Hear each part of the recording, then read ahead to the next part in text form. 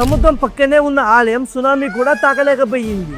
ఇది ఎలా సాధ్యం? ఆ ఆలయం వెనుకున్న శక్తి ఏంటి? వీటి గురించి తెలుసుకోవాలనుకుంటే వీడియో వరకు చూడండి. తమిళనాడులో తిరుచెందూరులో ఉన్న సుబ్రహ్మణ్యేశ్వర స్వామి ఆలయం చాలా పురాతనమైనది. ఈ ఆలయానికి సంబంధించిన నిజమైన సత్యం ఏమిటంటే 2004లో సునామీ తీర ప్రాంతాన్ని మొత్తం ధ్వంసం చేసింది. ఇల్లు పడవలు మొత్తం సముద్రంలో కలిసిపోయాయి. కానీ సముద్రం అట్టడుగు పక్కనే ఉన్న ఈ కుమారస్వామి ఆలయానికి మాత్రం ఒక చిన్న అల కూడా దగ్గరికి రాలేదు. అది చూసిన వారు ఒక్కసారిగా ఆశ్చర్యపోయారు. ఇది దేవుడి రక్షణ కాకపోతే ఇంకేమిటి?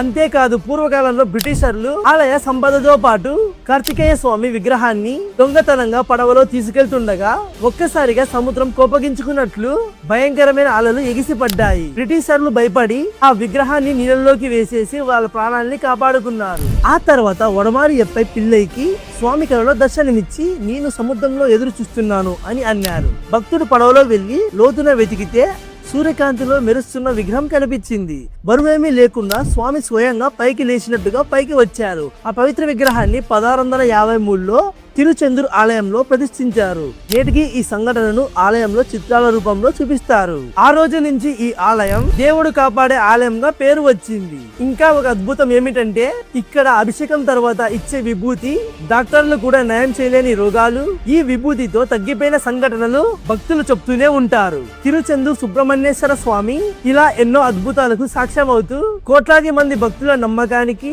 చిరునామాగా నిలుస్తున్నారు. ప్రతి ఒక్కరూ కామెంట్ లో ఓం శ్రీ సుబ్రహ్మణ్యేశ్వర స్వామి నమః అని కామెంట్ చేయండి.